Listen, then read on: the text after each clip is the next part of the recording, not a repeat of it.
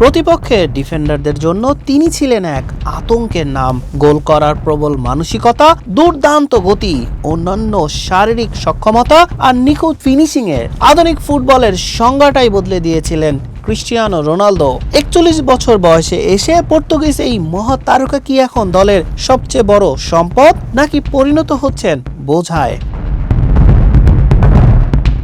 বিশ্বকাপের উদ্বোধনী ম্যাচেই ডিআর কঙ্গোর মুখোমুখি হয়েছিল পর্তুগাল। ম্যাচের ফল 1-1 গোলে ড্র হয়। বলের দখল থেকে শুরু করে মাঝ মাঠের আধিপত্য সবকিছু থাকলেও গোল মুখে গিয়ে সব আলো নিভে গিয়েছে। আর এই ব্যর্থতায় কাঠগড়ায় দাঁড় করানো হচ্ছে দলের সবচেয়ে বড় তারকা ক্রিস্টিয়ানো রোনালদোকে।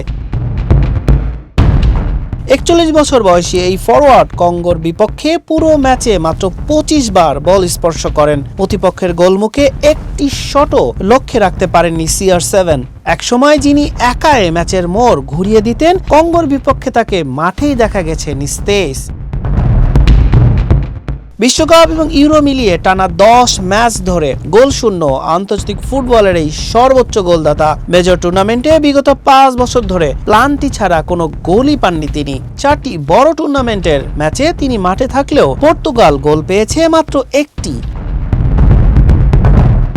বয়সের ভারে রোনালদোর খেলার ধরন বদলেছে, তবে তার অভিজ্ঞতা এবং নেতৃত্ব তরুণদের জন্য বড় প্রেরণার। পর্তুগাল কোচ রবার্তো মার্তিনেজ তার অধিনায়কের প্রতি আস্থা রেখেছেন। ম্যাচ শেষে তিনি জানিয়েছেন, যখন গোলের প্রয়োজন হয় তখন ইতিহাসের সর্বোচ্চ গোলদাতাকে মাঠ থেকে তুলে নেওয়ার কোনো প্রয়োজন নেই।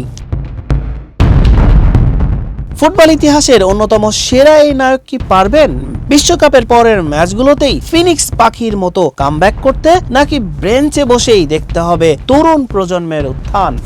হাসান শাহরিয়ার, মানব কণ্ঠ।